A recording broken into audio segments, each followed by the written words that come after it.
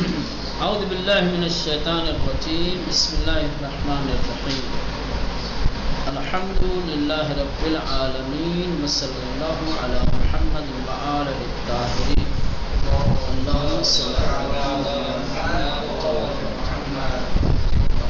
وَأَمَّا الصِّفَاتُ السَّلْبِيَّةُ الَّتِي تُسَمَّى بِصِفَاتِ الْجَلَالِ فَهِيَ تَرْجِعُ جَمِيعُهَا إِلَى سَلْبٍ وَاحِدٍ وَهُوَ سَلْبُ الْإِمْكَانِ عَنْهُ فَإِنْ سَلَبَ الْإِمْكَانَ لَازِمُهُ بَلْ مَعْنَاهُ سَلْبُ الْجِسْمِيَّةِ وَالصُّورَةِ وَالْحَرَكَةِ وَالسُّكُونِ وَالْخِفَّةِ وَمَا إِلَى ذَلِكَ۔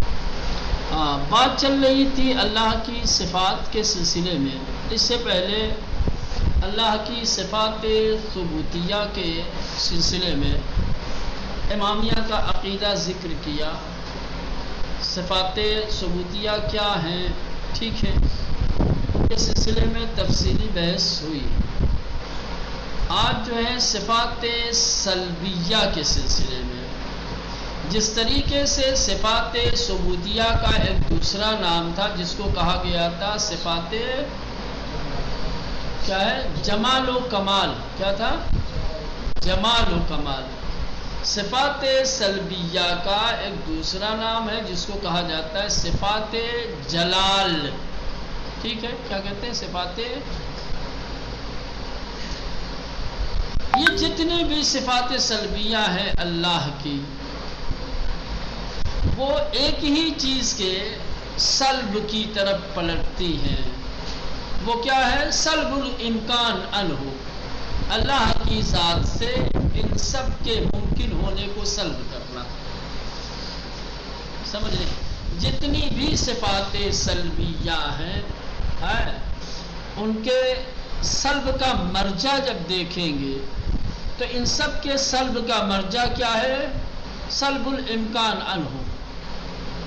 خدا جسم نہیں رکھتا یعنی اس کے لیے ممکن نہیں ہے، خدا مکان نہیں رکھتا یعنی مکان اس کے لیے ممکن نہیں ہے، خدا فرض کر لے کسی خاص جگہ پہ نہیں، اولاد نہیں ہے اس کی، یعنی اس کے لیے ممکن نہیں ہے۔ یہ جتنی بھی صفات سلبیہ ہیں، صفات سلبیہ کا مطلب یہ ہوتا ہے کہ ان سب کا سلب کرنا پلٹتا ہے ایک سلب کی جانب، اور وہ ہے سلب امکان عنہ، ٹھیک ہے نا۔ ان تمام چیزوں کو اس لیے سلب کیا گیا ہے کہ ممکن نہیں ہے یہ چیزیں اس کی ذات کے لیے۔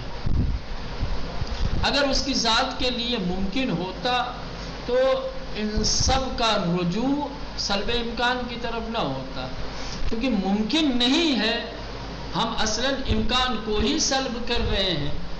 امکان سلب منبع ہے، مرجع ہے، مرکز ہے تمام دوسرے صفات سلبیہ کا۔ جب آپ اللہ کی ذات سے کسی صفت کو سلب کرتے ہیں تو اس کا مطلب ہوتا ہے کہ یہ صفت خدا کے لیے ممکن نہیں۔ بات سمجھ میں آ رہی ہو؟ دیکھیں، وَأَمَّا الصِّفَاتُ السَّلْبِيَّةُ الَّتِي تُسَمَّى، لیکن وہ صفات سلبیہ کہ جن کو نام دیا گیا ہے صفات الجلال کا، جسے صفات جلال بھی کہا جاتا ہے، فَهِيَ تَرْجِعُ، پس یہ صفات سلبیہ پلٹتی ہیں، جمیعها، جتنی بھی ہیں تمام کی تمام صفات سلبیہ پلٹتی ہیں الی سلب واحد، ایک ہی سلب کی جانب، وَهُوَ، اور وہ سلب واحد کیا ہے، سلب الامکان عنہ، کہ ہم امکان کو خدا کی ذات سے سلب کرتے ہیں، یعنی ممکن نہیں ہے ان صفات کا خدا کی ذات میں ہونا۔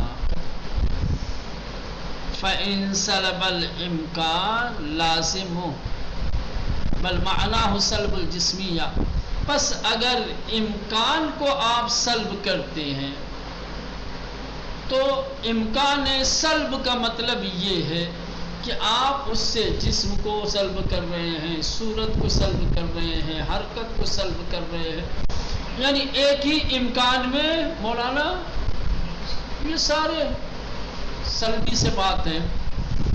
ایک سلب امکان آپ نے کر دیا، گویا تمام وہ چیزیں کہ جو نقص رکھتی ہیں، جن کو صفات سلبیہ کہتے ہیں، وہ سب کا سلب ہو گیا، سمجھ رہے ہیں؟ اور ایک ایک کو کریں گے تو اس ایک کا مطلب جسم کا آپ نے سلب کیا تو وہ بھی پلٹے گا، کیا ہے؟ سلب الامکان عنہ. صورت کو سلب کیا، صورت کا بھی مرجع یہی ہے، سمجھ رہے ہیں؟ یہیں سے یہ بات نکلی. اگر یہ چیز ممکن ہوتی تو آپ سلب نہ کرتے، لیکن کیا ہے؟ امکان کا سلب ہے، لہذا یہ چیز بھی بل معنی ہو. سلب امکان کا لازمہ یہ ہے کہ بل معنی ہو، بلکہ اس کا معنی یہ ہے کہ سلب الجسمیہ، کہ آپ جسمانیت کو سلب کر رہے ہیں، صورت کو، شکل و صورت، شباہت کو، بل حرکت کو، سکون کو، وزنی ہونے اور وزنی نہ ہونے، وزنی ہونے یا ہلکا، وما الی ذالک، اور چلے جائیے آگے، جتنے بھی صفات معنی سلبی رکھتے ہیں ان سب کے سلب کا مطلب ہے سلب الامکان عنہ. اور جب آپ سلب الامکان عنہ کہہ دیتے ہیں تو اس کا مطلب یہ ہوتا ہے کہ آپ نے تمام صفات سلبیہ کا سلب کر دیا ہے. بل سلب کل نقص، بلکہ تمام نقائص، تمام کمیوں اور تمام عیوب کا سلب ہے. ثم ان مرجع سلب الامکان فی الحقیقت الی وجوب الوجود، اور بے شک سلب امکان کا مرجع حقیقت میں اس کے واجب الوجود ہونے کی وجہ سے ہے. اس لیے کہ اگر آپ سلب الامکان کے قائل نہیں ہوں گے تو پھر ذات خدا واجب الوجود نہیں رہ جائے گی، پھر ممکن الوجود ہو جائے گا. چونکہ یہ تمام صفات وہ صفات ہیں کہ جو ممکن الوجود میں پائے جاتے ہیں، واجب الوجود میں. تو کہہ رہے ان مرجع سلب الامکان، کہہ رہے سلب امکان کا مرجع فی الحقیقت، حقیقت میں الی وجوب الوجود، اس کے وجوب الوجود ہونے کی وجہ سے. چونکہ ذات خدا واجب الوجود ہے، اس لیے کیا ہے؟ سلب امکان کیا جاتا ہے. خدا اگر واجب الوجود نہ ہوتا تو سلب امکان ممکن نہ ہوتا. سمجھ رہے ہیں؟ اگر سلب امکان نہیں کریں گے تو خدا وہ وجوب الوجود من الصفات الثبوتیہ الکمالیہ، اور واجب الوجود کا تعلق صفات ثبوتیہ کمالیہ سے ہے. سمجھ رہے ہیں؟ تو جو چیز صفات ثبوتیہ ہو، جو صفت ثبوتیہ اور کمالیہ ہو، ٹھیک ہے، آپ اس میں ایسی صفت کو اس کی طرف نسبت دیں کہ جو سلبی ہو، یہ ایک ٹکراؤ پیدا ہوگا، دو متضاد چیزیں آ جائیں گی. جب اللہ کو واجب الوجود تسلیم کر لیا، اور واجب الوجود ایک ایسی صفت ہے جس کا تعلق ہے صفات ثبوتیہ سے، لہذا اب ایسی صفتیں کہ جو واجب الوجود ہونے کے خلاف ہیں، سمجھ رہے ہیں، یا جو صفات ثبوتیہ کے منکر اور انکار کی حد تک انسان کو پہنچا دیتے ہیں، پھر آپ ان کی نسبت نہیں، ان کو سلب کرنا ہی پڑے گا خدا کی ذات سے. وہی کہہ رہے ہیں ووجوب الوجود، اور خدا کا واجب الوجود ہونا من الصفات الثبوتیۃ الکمالیہ، یہ صفات ثبوتیہ کمالیہ میں سے ہے. فترجع الصفات الجلالیہ السلبیہ آخر الامر الی الصفات الکمالیہ، پس جب تک کہ آپ صفات جلالیہ یا سلبیہ کو خدا کی ذات سے سلب نہیں کریں گے، صفات کمالیہ اور ثبوتیہ آپ اس کے قائل نہیں ہو سکتے. صفات کمالیہ اور صفات ثبوتیہ اس وقت ثابت ہوگا جب آپ صفات جلالیہ اور صفات سلبیہ کو اس کی ذات سے سلب کریں گے. صفات سلبیہ کے سلب کے بغیر صفات ثبوتیہ کا ثبوت نہیں مل سکتا. وہی کہ آخر الامر نتیجہ یہ نکلے گا فترج اس صفات جلالیہ پس صفات جلالیہ پلٹتا ہے یعنی سلبیہ آخر الامر آخر کار الی الصفات الکمالیہ الثبوتیہ. اس کی بھی بازگشت اور اس کی بھی واپسی کیا ہے؟ صفات ثبوتیہ کمالیہ کی طرف ہے. کیونکہ اگر یہ صفات ثبوتیہ تک نہیں پلٹیں گے تو پھر خدا کی ذات میں نقص، خدا کی باکمال ذات کیا ہے؟ نقص والی ذات بن جائے گی. یہ صفات ثبوتیہ کو اس لیے رکھا گیا ہے تاکہ ان صفات کو جب ہم سلب کریں تو صفات ثبوتیہ کے سلب سے خدا کے صفات کمالیہ اور ثبوتیہ کو ثابت کر سکیں اور اس کو بے عیب بے نقص. واللہ تعالی واحد من جمیع الجہات، اور اللہ تعالی واحد ہے، یکتا ہے ہر رخ سے، ہر جہت سے. لا تکثر فی ذاتہ المقدسہ ولا ترکی فی حقیقت الواحد الصمد. کہہ رہے ہیں کہ اس کی ذات مقدس میں تکثیر نہیں ہے، کثرت نہیں ہے اس کی ذات میں، اور نہیں اس کی وحدت میں کوئی ترکیب ہے.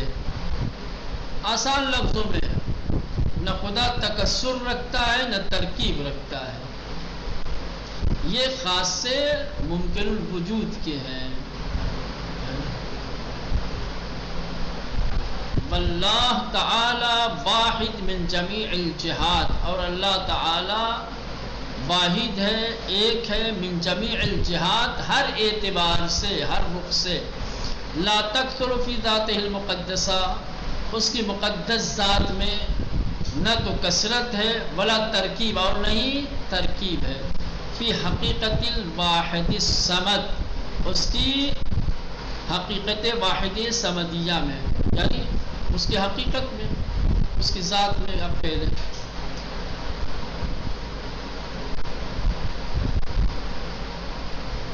واحد صمدیہ کی حقیقت بنی ہے ایسا واحد کہ نہ تو جس کی ترکیب ہو اور نہیں جس میں کسی طریقے کی کثرت ہو.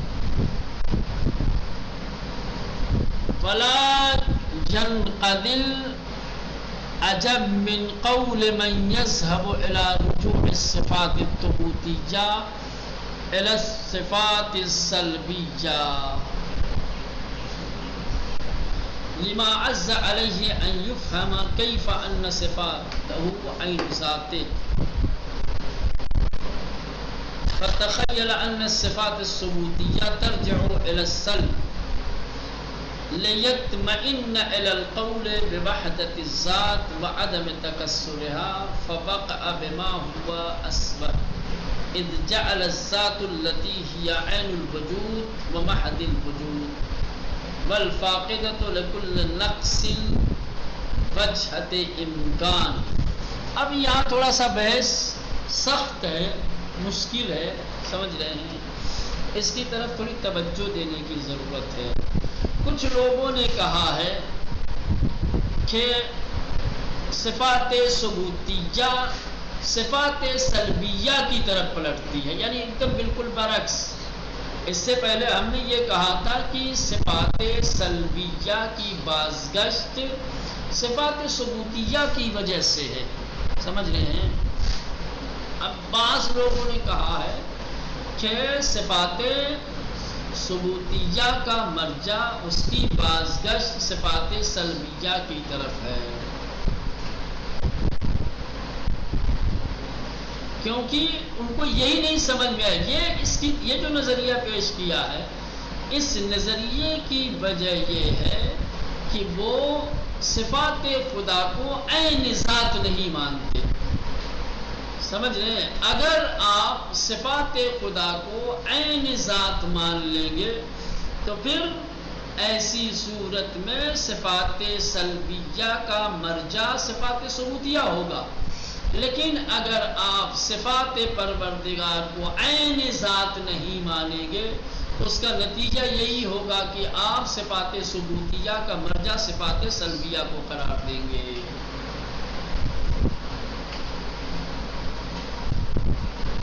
کیوں ایسا؟ اس لیے کہ پھر ذات الگ ہو جائے گی، صفات الگ ہو جائیں گے.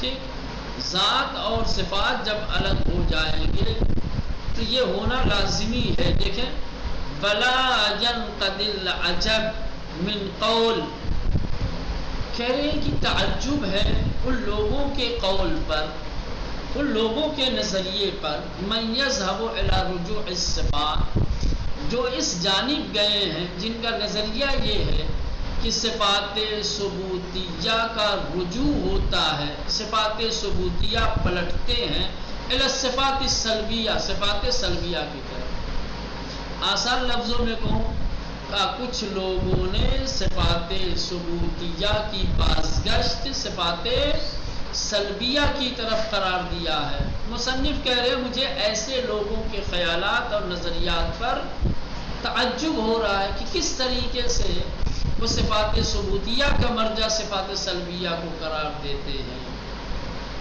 لما عز علیہ ان یفہم کیف ان صفات عین ذات، اب ان کو کیسے سمجھ میں آئے گا جو اس طریقے کا عقیدہ رکھتے ہیں، تو وہ یہ بات کیسے سمجھ سکتے ہیں کہ اس کی صفات عین ذات ہے؟ نہیں سمجھ پائیں گے. جو صفات ثبوتیہ کا مرجع صفات سلبیہ کو قرار دے وہ یہ بات سمجھ ہی نہیں سکتے کہ اس اللہ کی صفات اور ذات ایک ہی ہیں. فتخیل ان الصفات الثبوتیہ، اور اسی وجہ سے انہوں نے خیال کیا ہے کہ جو صفات ثبوتیہ ہیں وہ پلٹتے ہیں کس کی طرف؟ الی السلب، لیطمئن الی القول بوحدۃ الذات وعدم تکثرها، تاکہ وہ مطمئن ہو سکے اس قول کی جانب کہ خدا کی ذات ایک ہے، وہ تکثر نہیں رکھتی. فوقع بما هو اسبع، بس یہ واقع ہو گئے، گر پڑے ایسے گڈھے میں جو اس سے بھی برے. وہ کام صحیح کرنا چاہتے تھے، وہ چاہتے تھے کہ اس راستے سے کیا ہے صفات ثبوتیہ کا مرجع ہم صفات سلبیہ کی طرف جب قرار دیں گے تو خدا کی ذات کے لیے وحدت ثابت ہو جائے گی، پھر تکثر سے ہم بچ جائیں گے. لیکن نتیجہ کیا ہوا؟ تکثر سے تو بچ گئے لیکن اس سے بری چیز میں گرفتار ہو گئے، کیونکہ ذات پھر اس کی ہو گئی عین وجود اور محض وجود، اور ایسی ذات کی جو تمام امکانیات سے والفاقدۃ لکل نقص وجہت امکان جعلها عین العدم و محض السلب. سمجھ رہے ہیں؟ دیکھیں، فتخیل، بس خیال کیا ان لوگوں نے کہ ان الصفات الثبوتیہ، کہ جو صفات ثبوتیہ ہیں وہ ترجع الی السلب، یہ کیا ہے؟ صفات سلبی کی طرف پلٹتے ہیں. لیطمئن، تاکہ وہ لوگ مطمئن ہو سکے الی القول، اپنے اس قول کی جانب کہ جو قول بوحدت الذات، وحدت ذات پر دلالت کرتا ہے، یا وحدت ذات کی جو بات کہی گئی ہے، وعدم تکثرها، اور اس کے متکثر نہ ہونے. فوقع بما هو اسبع، بس واقع ہو گئے ایسی چیز میں کہ جو اس سے بھی خطرناک تھی. اذ جعل الذات التي، اس لیے کہ انہوں نے قرار دیا ذات کو خدا کی، یا عین الوجود و محض الوجود، کہ خدا کی ذات عین وجود ہے اور محض وجود ہے. بل فاقدتو، ادھر انہوں نے خدا کی ذات کو واجب عین الوجود اور محض الوجود تو ثابت کر دیا، لیکن بل فاقدۃ لکل نقص، لیکن خدا کی ذات کو ہر نقص سے فاقد، ہر عیب سے منزہ اور مبرہ نہ بنا سکے۔ خدا کی ذات میں نقص پھر پیدا ہو گیا۔ وجود کے اعتبار سے کیا ہے؟ عین الوجود ہے، محض الوجود ہے، لیکن ایسا وجود کہ جس وجود کے اندر نقائص ہیں۔ والفاقدۃ لکل نقص، اور ہر نقص سے اس کا فاقد ہونا، بجہت امکان ہی، اور اس میں امکان کا پایا جانا، جعلها عین العدم بمحض السلب، اسے قرار دیا ہے عین عدم بمحض السلب۔ اعاذنا اللہ من شطحات الاوہام، ہم پناہ چاہتے ہیں اللہ سے اس طریقے کے خیالات سے، وزلات الاقدام، اور اس طریقے سے کہ غیر مناسب کیا ہے باتوں سے، تحریروں سے، یعنی ہم اس چیز کو تسلیم نہیں کرتے کہ ذات خدا کے اندر کسی طریقے کے نقص کے لیے راہ ہموار کی جائے، اور اس طریقے کا خدا کے سلسلے میں عقیدہ پیدا کیا جائے، یا خدا کے سلسلے میں ایسی بات کہی جائے، ایسا نظریہ بیان کیا جائے کہ جس عقیدے اور جس نظریے سے ذات خدا کے اندر کوئی نقص پیدا ہو سکے۔ یہ جو نظریہ ہے کہ صفات ثبوتیہ کی بازگشت صفات سلبیہ کی طرف ہوتی ہے، یہ وہ نظریہ ہے کہ جس نظریے کی وجہ سے ذات پروردگار میں نقص اور عیب پیدا ہوتا ہے۔ پھر آپ سلب نہیں کر سکتے نقائص کو اس کی ذات سے۔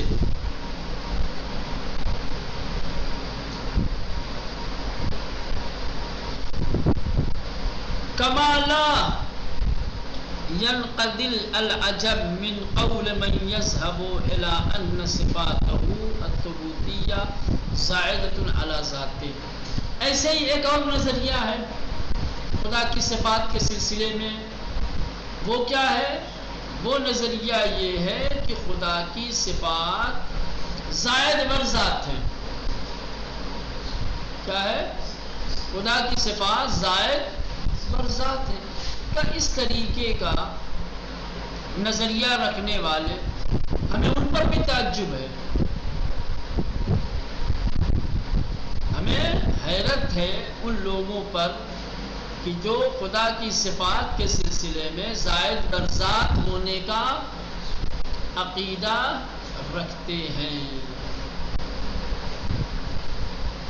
یہ عقیدے میں کیا خرابی ہے؟ اگر ہم صفات خدا کو زائد بر ذات مانیں تو کیا خرابی لازم آئے گی؟ اس سے پہلے بورڈ پہ لکھے ہوتا ہے تعدد القدماء ووجود الشرکاء، ہے نا؟ ذات الگ، صفات الگ۔ ذات کا جہاں وجود ہے وہیں صفات کا اس کی ذات سے ہٹ کر کے، یہ بھی ایک قدیم ہے، یہ بھی ایک قدیم ہے، ٹھیک؟ وہ بھی واجب الوجود، یہ بھی واجب الوجود ہونے میں صفتیں اس کی ذات کی شریک ہو جائیں گی، تو پھر وجود الشرکاء لواجب الوجود ہو جائے گا۔ یہ بھی نظریہ غلط ہے۔ کما لا ينقضي العجب، جیسا کہ عجب تعجب ختم نہیں ہوتا، من قول، یا تعجب کو دور نہیں کیا جا سکتا اس شخص کے قول سے، اس شخص کے بات سے، من یذہب، جو نظریہ رکھتا ہے، الا، اس بات کی طرف نظریہ رکھتا ہے کہ ان صفاتہ ثبوتیۃ، کہ اللہ کی صفات ثبوتیہ زائدۃ علی ذاتہ، اس کی ذات پر کیا ہے؟ کہنا یہ چاہتے ہیں کہ جو لوگ خدا کی صفات کو زائد بر ذات مانتے ہیں، مجھے ان کی بھی اس بات پر، ان کے بھی اس قول و نظریے پر تعجب ہے۔ تعجب یہاں پر بھی ختم ہونے، فقال، پس کہتے ہیں بتعدد القدماء ووجود الشرکاء لواجب الوجود، پس تعدد قدماء اور شرکا کا وجود اس سے ثابت ہوگا لواجب الوجود، واجب الوجود کے لیے. اور قال بترکیبہ تعالی عن ذلک، یا تعجب ہے ان لوگوں کے بھی نظریے پر کہ جو اس سلسلے میں ترکیب کے قائل ہیں. قال مولانا امیر المومنین وسید الموحدین علیہ السلام، امیر المومنین علی بن ابی طالب علیہ السلام فرماتے ہیں وَكَمَالُ الْإِخْلَاصِ لَهُ نَفْيُ الصِّفَاتِ عَنْهُ، کمال اخلاص خدا کی ذات کے لیے یہ ہے کہ صفات کو اس سے نفی کیا جائے. بشہادت کل صفت، جبکہ تمام صفتوں کی شہادت بھی دی جائے. انہا غیر الموصوف، کہ وہ غیر موصوف ہے. بشہادت کل موصوف انہ غیر الصفا، اور شہادت دی جائے کہ وہ تمام صفتیں، بشہادت کل موصوف انہ غیر الصفت، اور شہادت دی جائے کہ خدا جن صفات سے موصوف ہے، جس سے موصوف کیا ہے ہم نے خدا کو، وہ غیر صفت ہیں. فمن وصفہ سبحانہ فقد قرن، پس جو شخص خدا کا وصف بیان کرے کس طریقے سے کہ اس کی ذات کو الگ مانے، اس کی صفات کو الگ، فقد قرن، گویا اس نے صفات کو اس کی ذات کے ساتھ ملا دیا. ومن قرنہ فقد ثناہ، اور جس نے صفات کو خدا کی ذات سے جوڑ دیا گویا وہ دو کا قائل ہو گیا. ومن ثناہ فقد جزاہ، اور جو خدا کے لیے دو کا قائل ہو گیا اس نے خدا کے جز بنا لیا، اجزا بنا لیا. ومن جزاہ فقد جہل، اور جس نے ایسا کیا کہ خدا کے لیے جز کا قائل ہو گیا، اس نے خدا کے لیے صفات ہونا ضروری ہے، لیکن خدا کی صفات کو اس کے عین ذات مان کر کے اس کی صفات کی گواہیاں دینی ہے، نہ یہ کہ اس کی ذات کو الگ اور اس کی صفات کو الگ مانا جائے. یا دوسرے موصوف کی طرح، جیسے ہم موصوف کو الگ مانتے ہیں، اس کی صفتوں کو الگ مانتے ہیں، خدا کے سلسلے میں اس طریقے کا نظریہ، اس طریقے کا قول پسندیدہ نہیں ہے. بِاللہ کیا ہے، ذات پروردگار الگ ہو جائے گی، صفات خدا ایک ہو جائے گی، اور پھر تعدد القدماء اور شریک واجب الوجود ہو جائے گا. یا پھر اس سے کیا ہے، دو چیزوں کے آپ کو قائل ہونا پڑے گا، ایک ذات اور پھر جہاں دو چیز ہو جاتی ہے وہاں پھر مولانا اجزا، جز کا قائل ہونا پڑتا ہے. تو یہ سوائے جہالت اور نادانی کے